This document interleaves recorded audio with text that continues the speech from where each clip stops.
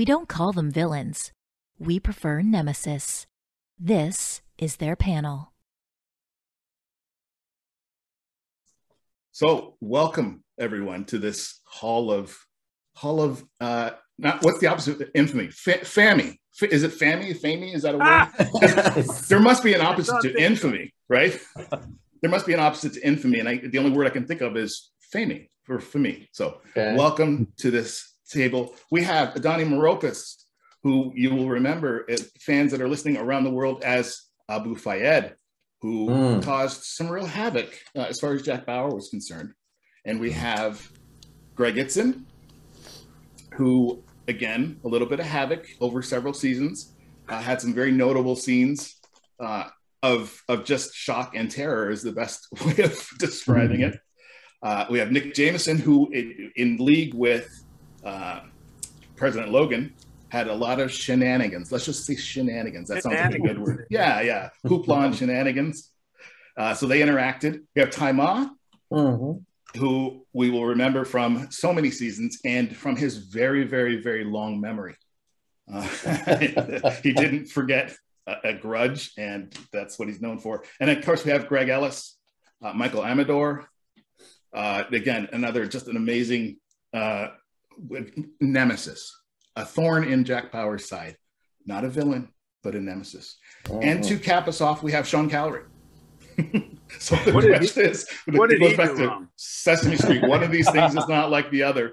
He was on earlier. Sean was on earlier, and he looked at me and he said, "Why am I on the Nemesis panel?" And I said, "You got to wait till we get there, and then we'll talk about it." So, welcome to each of you, fans. Here they are.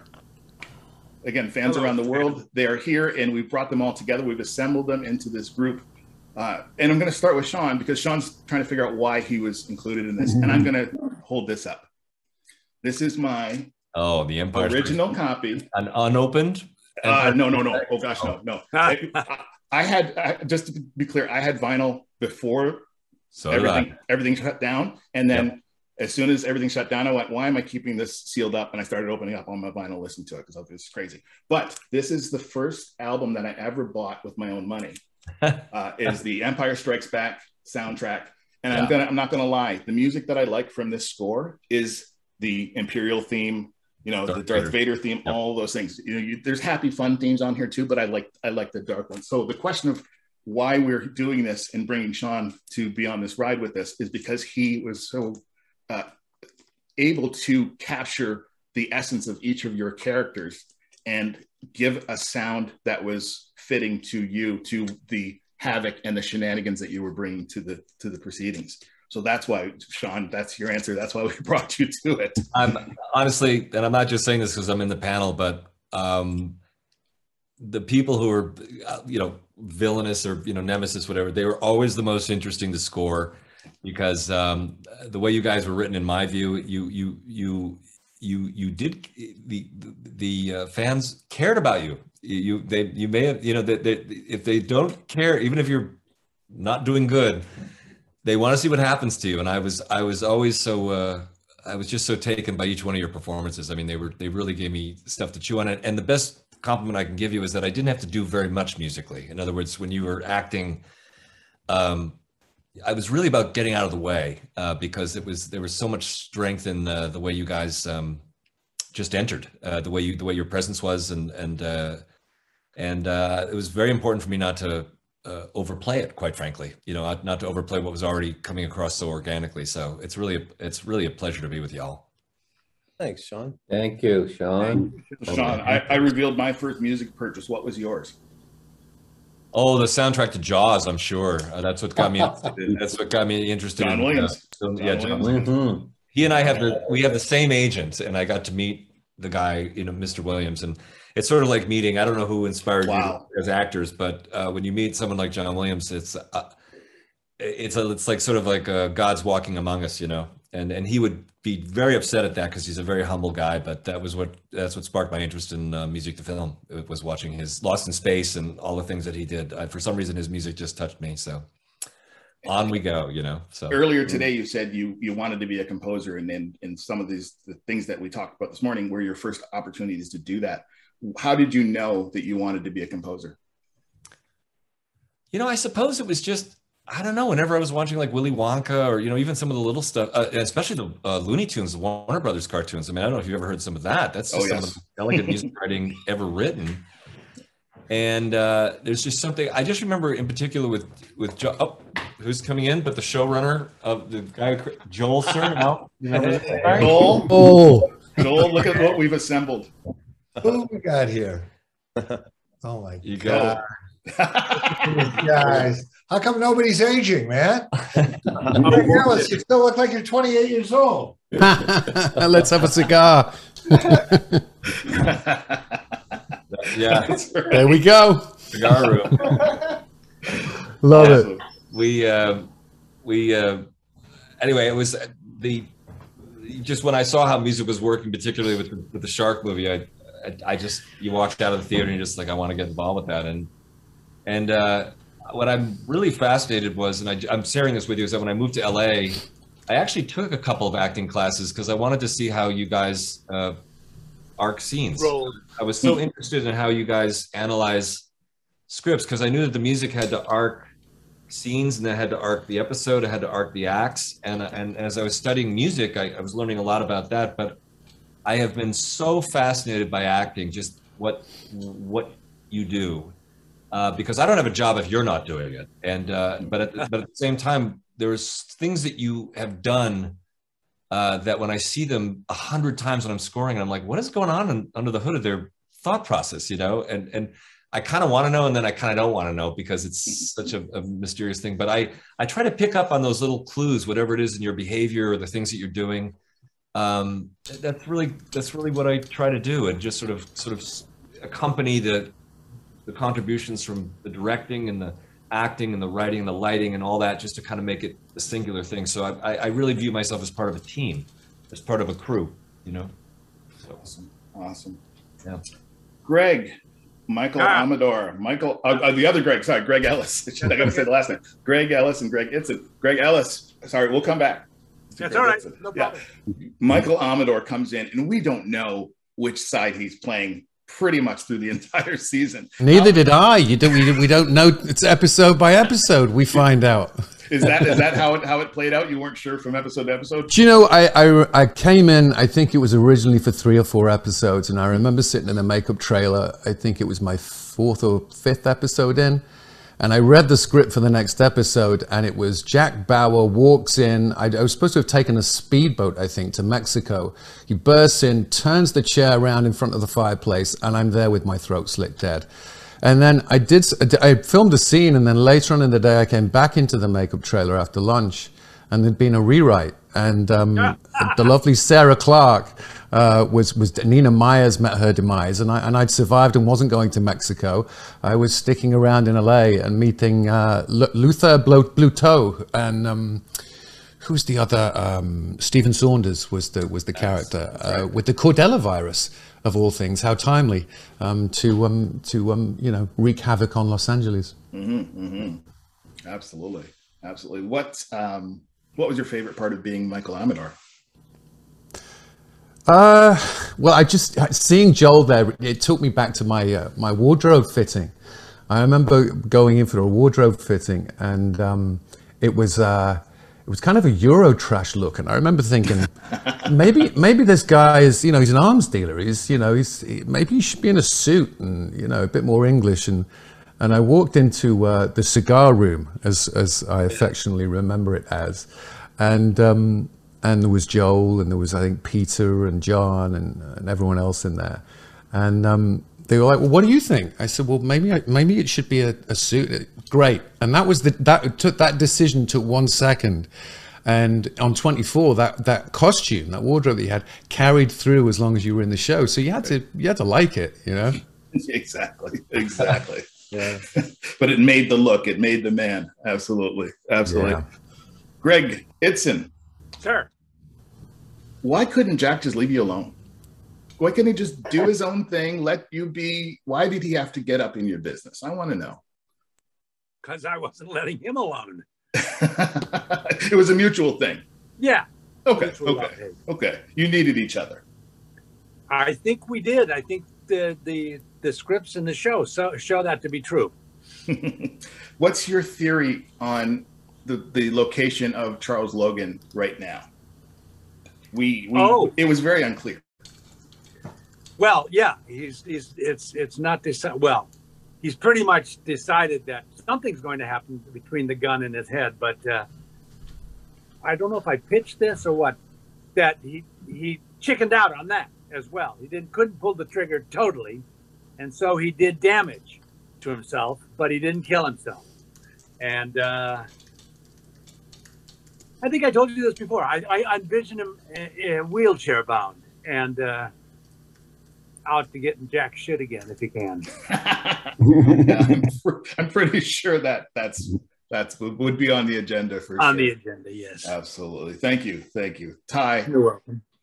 Ty, you carry a grudge, as I mentioned at the beginning. You have a very long memory, over years, over long periods of time, and it's an understatement. I know we've talked before, and I know that you're a gentleman in real life.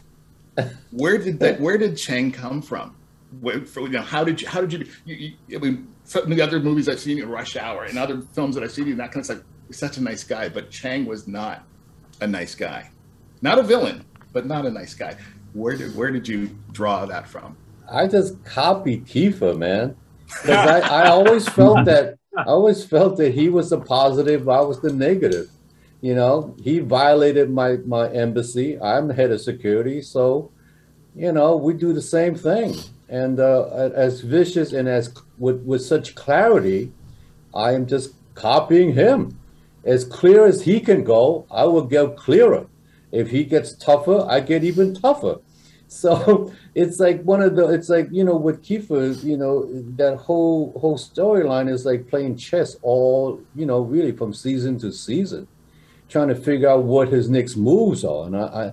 And I'm trying to get a couple of steps ahead of him. And next thing I know, he's already 5 steps ahead of me. So it's always that kind of a give and take. And obviously, by the reboot of 24-ish, in London, he just went complete rogue. I mean, he just left the government and decided, you know what, I'm going to do my own thing. Then he really got evil.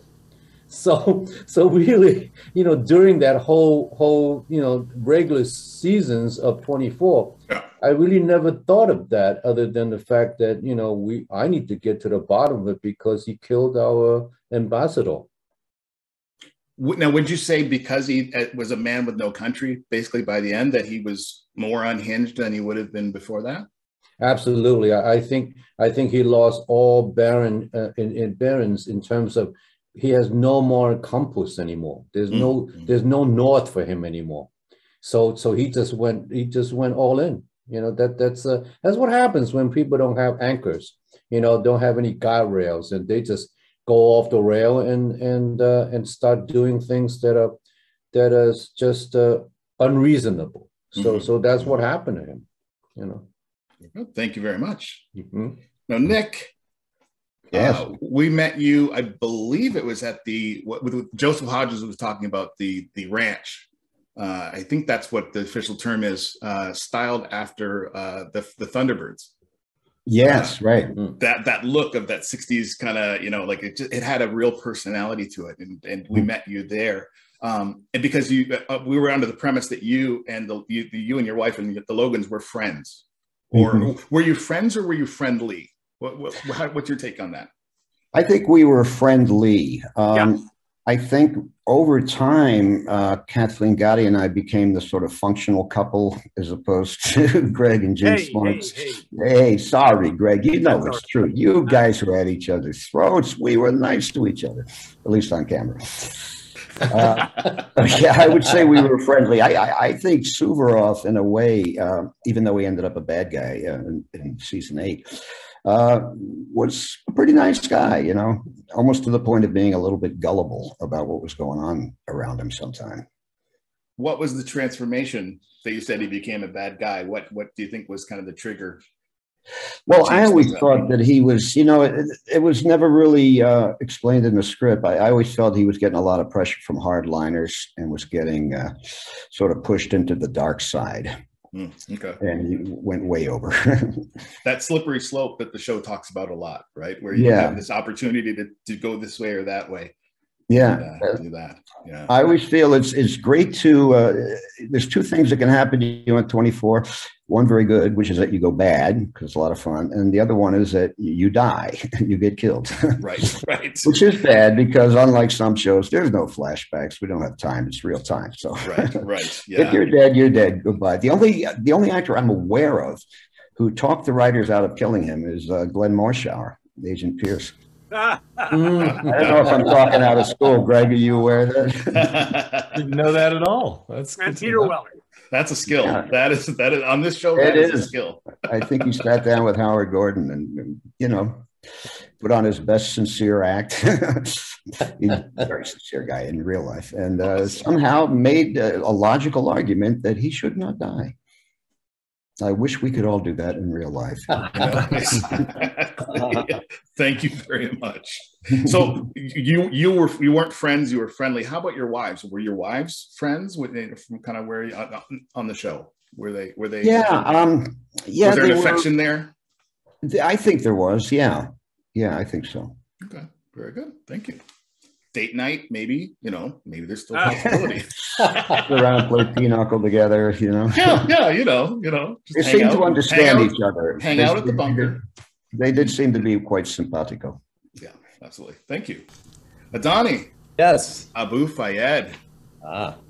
You came into a show that was like a train already running. It had already been through so many seasons.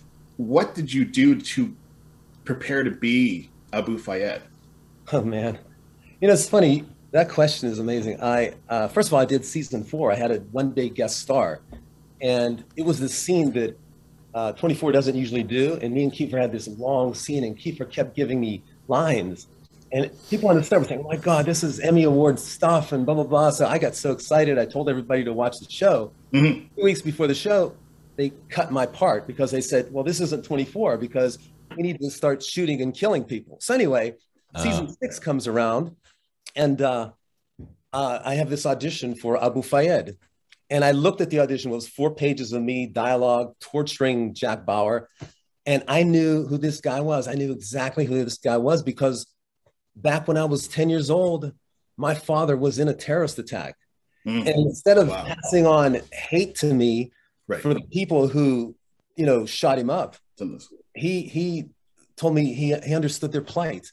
And I was like, what? They tried to kill me. I had all this hate in me. And my father switched that around. He said, anybody can go to that place if pushed to the edge. He goes, and I used to go around telling people that could be my mother.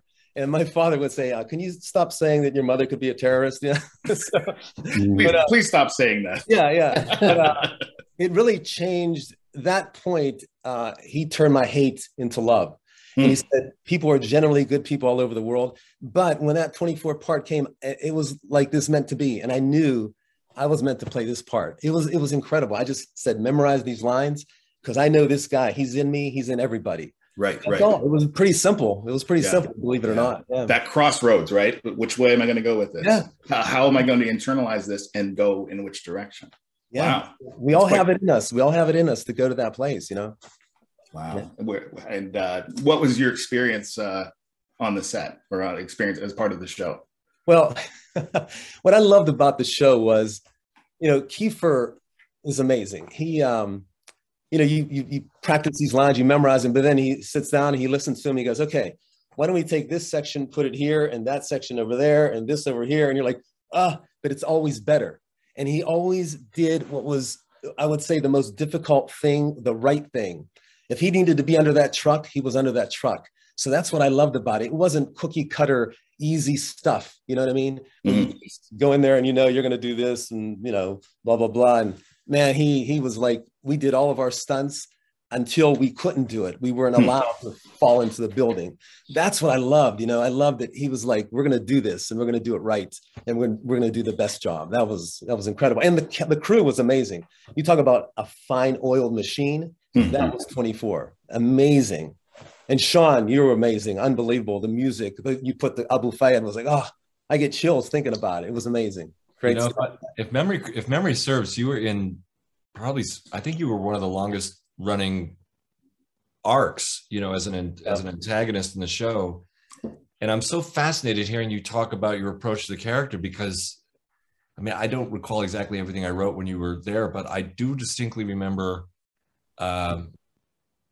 you know, this is where things get kind of interesting, where you can kind of touch into the nuances of people's points of view. So, you know, because scoring pure evil, so to speak, is not really quite the thing. You know what I mean? There's as you just said, there's points of view that, and I'd like to think, if I'm doing my job right, that some of what your intention was comes across, and then that influences what I do, even though I don't know exactly why I'm doing it. Because I just remember that there were certain things that I did that had, I don't know if they would call them a compassionate nature, but it just wasn't down the I-10 freeway villainous. And I think that's what made the show interesting. Well, what I loved about you, Sean, you told me, you said, I love wondering what you're thinking. I'm trying to get in your head, and you're putting music to, and it was amazing. That the last episode was, I was going to die. You knew I was going to die the way you that music. But I don't. And by the way, I said this in one other panel group. I do not like knowing when characters are going to die. I hate it because I think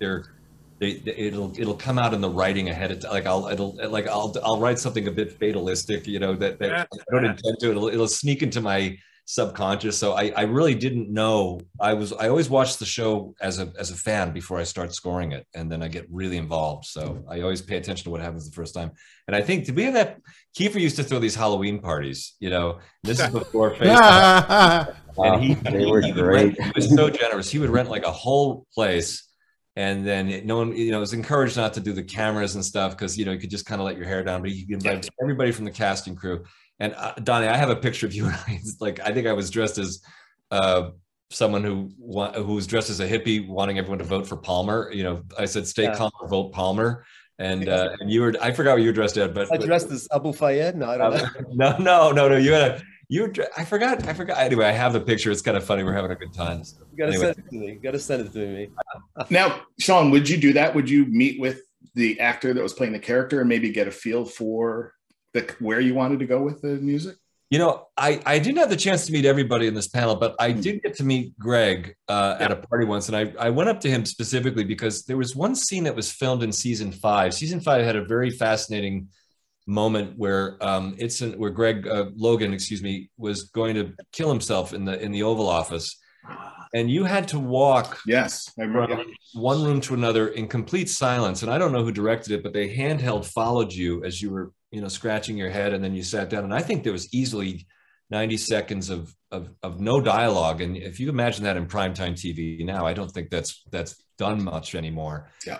And I was so puzzled by why, because I've worked on other shows where people walk across the room. It's not interesting. It's not compelling. And you say, why is that? And so I took you aside, Greg, and I said, if I may ask, I said, what's going on? You know, and you actually shared a story about some backstory that you had made some agreements with Gene Smart at the very beginning of the year.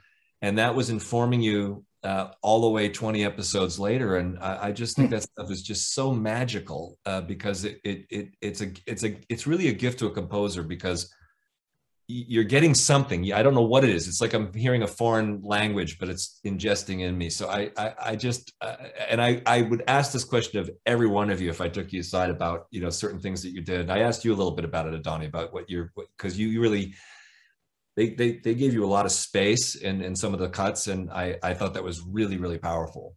And the same with Ty and Greg and Nick. I mean, you know, we all had some really fascinating moments with you that I just enjoyed studying. I just enjoyed witnessing, being a fan of. Sean. Thank you.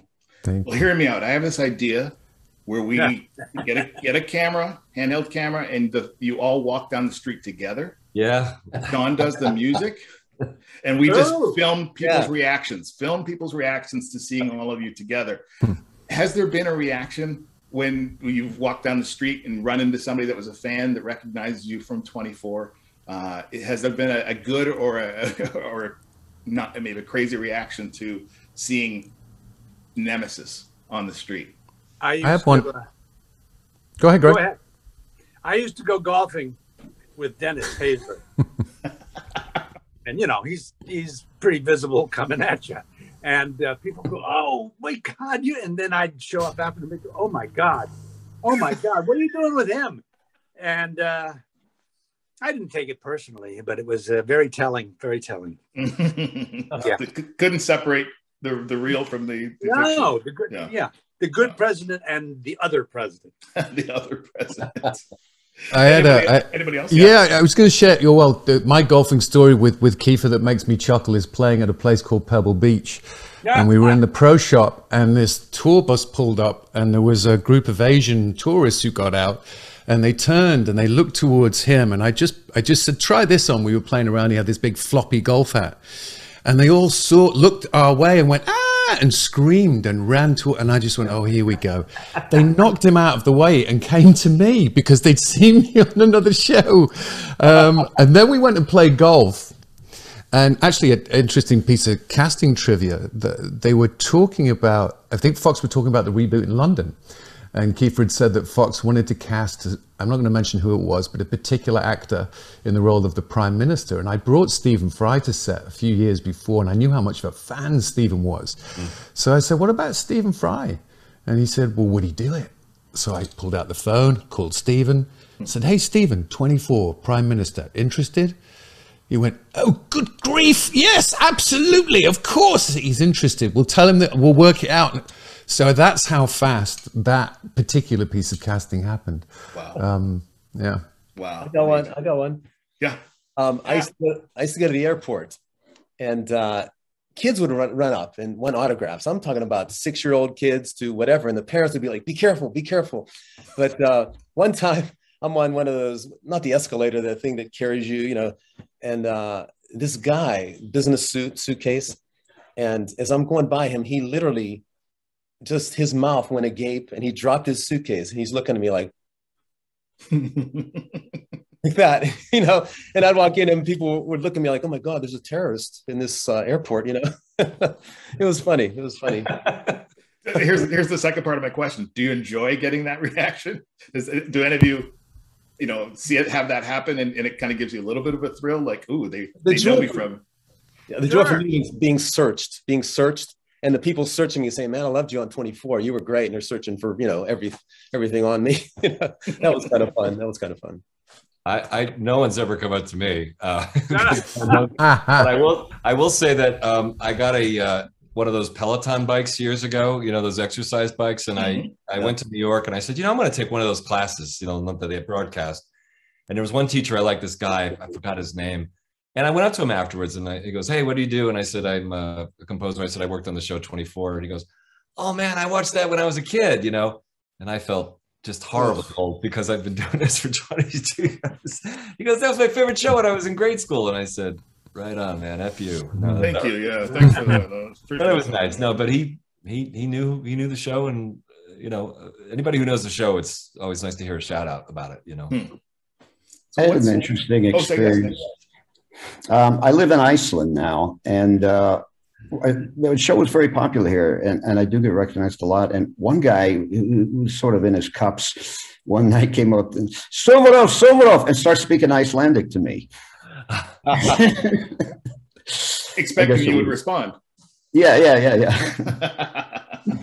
Do you know, I still remember the two lines because I had to speak different languages. One was "Abmen Buddhas Robleno no Proteo Hochodino," and there was a dialect coach, and I swear to God, every time I did a take, I was spot on, and he'd come over and go, "No, Hochodino," and I go, "Hochodino," go, "No, Hochodino," and this would go on for about 10 minutes. I still don't think I can get the line right, but I remember it. Oh, I've got a good one.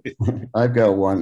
There was a scene where my limousine has just been blown up, and I'm walking away from it on the phone, and I'm talking to one of my people, and they said, "Just speak some Russian while you're walking away." Now I don't speak Russian, so they said, "Well, just make it up, just speak gibberish." So I'm like, all nonsense.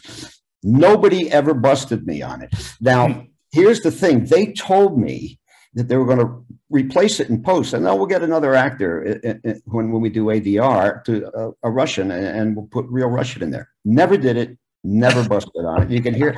And also, we were at Kathleen Gotti and I were at Glenn Morshower's house. We used to watch the show every week. Several of us would get together, That's cool. and which was great. And that scene comes in, and I can't believe they left that in. Oh my God! Now Kathleen speaks Russian, and she said, "What do you mean?" I said, I'm speaking fake Russian." She said, "Oh, really? I thought you were speaking real Russian." So I fooled her somehow, and I've just never been busted on it, which amazes me. Bravo! Fantastic. I have no idea what people thought I said. I certainly don't know. Just a story comes to mind. One of the great things about 24 was having done shows on the phone. There was a lot of scenes on the phone. On 24, the phones were live and real, and we had those conversations. There was no one off screen kind of reading lines. So one day we were on location filming with, I think it was Carlos, Kiefer, and I, and we had to be offset because we were on the phone. And there were other scenes to do. So we went down to the local Chili's, and we sat at the restaurant bar, just having food and having, a cup of tea or coffee or whatever. And then Carlos's phone went, he got text first, and then he did his scene and we were quiet. And then I did my scene and I was quiet. And then Kiefer did his, and no one in the restaurant knew that we were filming, quote unquote, 24 at the time. Oh, wow. Greg, you actually, I was doing lives with the, assistant director. Oh. I never had a live conversation on 24. No, it's interesting that you would say that. That's fascinating. That'd have been great. One of the things I didn't like doing a lot of was they always had recaps. And when people started streaming or watching it in bulk, they just fast forward past the recaps.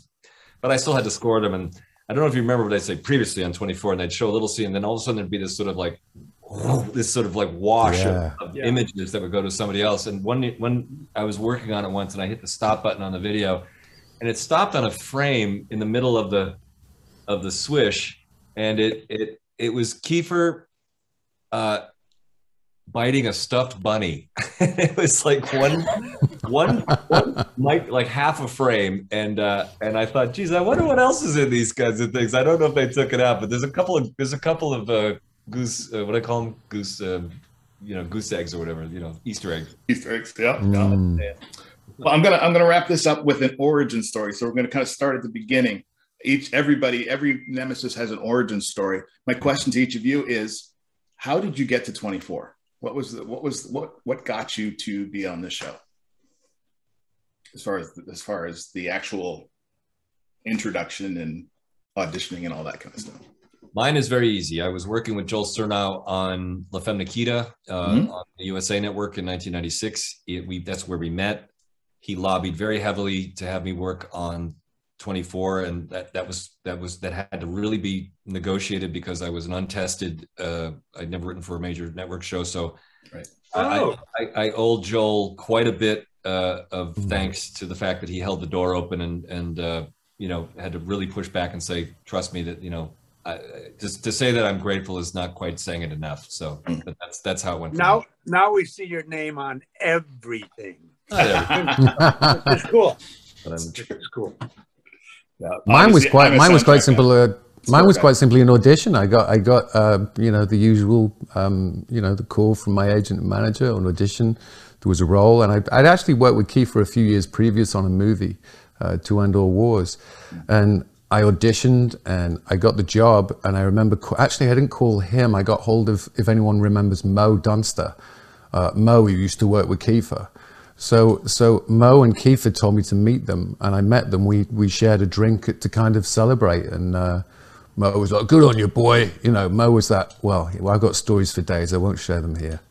So yeah, that was my journey onto the show. Very cool. Thank you. Yeah, and Sean, like Sean said, I mean, Joel. I'd just been working on Magnum PI with Peter. Peter, that was Peter Lenkoff's show, and I think there's so many other people on that show. John Cassar. I'm just so grateful for the experience. All of the crew, it was such a tight-knit crew, and to this day, when we bump into each other or see each other at holidays or occasions, there is a real sense of camaraderie and kinship, and that is sometimes rare, but particularly on 24, it is and was very special. Thank you very much. The season before I went on, I had a reading. And I thought it went really well, and I didn't get the role. And then the next season came along, and I guess Joel said, "Oh, remember that guy? and I ended up the vice president for as long as that lasted. Yeah, absolutely, absolutely, and the president. Yeah. Well, the president, but one led to the other. Yeah. Excellent, thank you. Mine was just auditioning, and I think the casting people fighting for me. And John Cassaro saw me, and he says, "You're guaranteed going to work this year," but he couldn't guarantee that role. But eventually, I got that role, so that was it. Fantastic, thank you. I don't know, man. I think maybe John, if he can confirm or not, because I think I worked with the Sutherland family. So I worked with Donald and I worked with Yosef, and then I said, well, might as well slide in the Kiefer right there. So I think that's what happened. I got the audition, maybe. I don't know. Very cool. Very cool. Excellent. Let's see. I also read for it, and when I read for it, the part of Suvorov was much more Putin-esque. I don't mean the pasta-ish, Putin-esque. It was much heavier. It was closer to where he ended up in season 8. Right. And then when I got the part and got the script, almost a completely different character, just much more genial and reserved. And when I got the audition, I was working on Alias, I believe, and everybody was raving about 24, which I hadn't seen. I just hadn't gotten around to it. And the director was just like, you got to see 24. It's like changing TV. It's amazing. So after I did get the part, I binged. I figured, well, I'll watch a few episodes over the weekend. I'll get a feel for the show. I think I watched 2 seasons in a row. Just boom, boom, boom, boom. I couldn't put it down. I couldn't stop. What's that called? Sunlight. That's what Sunlight. I remember what that was. Yeah. And last night, I thought, well, I want to, before we do this panel, I want to go back and watch some of this stuff. I made the mistake of doing it before going to bed. Right. Don't ever watch 24 before you go to sleep. You will not get to sleep. I remember. Sorry, go ahead. I was just saying, even though I knew what was going to happen, it was a bad idea. You cannot sleep after watching 24. You just go to, you lay down, your head hits the pillow, and you're cat-kong, cat-kong, cat-kong. You will not sleep. I'm just curious, do you guys have any favorite performances on the show that you like? Just remarked that were just. I'm sorry, I didn't mean to take over. No, not at all. No. I just am so curious because you guys just recalling your work, seeing your faces. I just wonder if anything when you saw it said, I kind of nailed that moment, or does it just go by and you just move on to the next moment in time? I'm just curious. John, my favorite moment were the moments I didn't even know that I did. The camera just picked it up, and it was God, I forget his name, but he would just come around and catch these moments, and I was like, wow, amazing. Guy Skinner, the great Guy Skinner. Yeah, that was it. Go ahead. No, I'm done. That was it. No, it's been something I wanted to say all day. The guys who did the camera work and got all up in our face. Yeah, they were as integral to the process as anybody. They were always there. They were always hit their marks. They were almost invisible, but they were feet, inches away from your face or whatever they were capturing. Rodney Charters, I thank him greatly for those guys. Yeah. No doubt. And the editing too is just amazing in that show. And so many scenes I've done in so many seasons. I remember the very first scene, most vivid, going into CTU and sitting, like interrogating everybody in that room, and not even my house. But really just and all the editing in the show, which editing into the surveillance and then the attack at the embassies, all of that within that one huge scene is like, it was so vivid in my mind, really. And that was the first scene I ever did on that show. Well, thank you very much to each of you for being a part of this day, for helping us to raise money for Operation Smile, for just getting together. Happy anniversary, by the way. Happy 20th anniversary to a great show that needs to be celebrated, and we're celebrating it today. So it's great to see you all. Really, just such a privilege to have scored you guys. By the way, great Sean, to see you too, Sean. Sean, Michael Levine said to say hi. Well, who said that? Who's there? Michael Nick. I'm a friend. Right. Michael Levine is a good friend and a very talented composer. Tell him I said right back to him. Yeah, very good. I shall. There's John. Is that John Cassar in the house? Hey. Hello, John. In the house. John, were your ears burning? Nemesis group. I think we should do like a Suicide Squad movie. You guys get together. Hell, we don't need Jack Bauer. You guys are Jack Bauer. Do you know, John? I still have the scene when I was blown up and the props guy brought over my head. I still have that head somewhere. You weren't the only one. There was other people that lost their head. You weren't the only one. Where's my head? There you go. Is it somewhere? I just want to add to that. I can't imagine anybody else but all of you playing the parts you played. You were so perfect, and I was happy to be part of that casting process. And on the one thing, and I know that everyone's gone to video casting nowadays, which is just. I just think horrible, unfortunately, but that's because of COVID. But to have you guys in the room and to do the work you did on your auditions, to come in and be part of that, I'll never forget that. I'm not sure if we're ever going to see that in the business again with these video casting things. And you came in the room and you took the part. You were there and you left with the part before you even knew it. I knew it, but you guys didn't know it yet. Good, man. Thanks, John. Thank you very much. John. Great seeing y'all. Okay. To see you too. And again, you're welcome to stick around and catch the next panels as well. We'd love to have you stay and celebrate the show. Thanks. Thanks a lot, guys. All right, guys. Great to see you. Nice to see all of you. Good to see everyone. I got to get your email, Adoni. Because I got to send you the shot.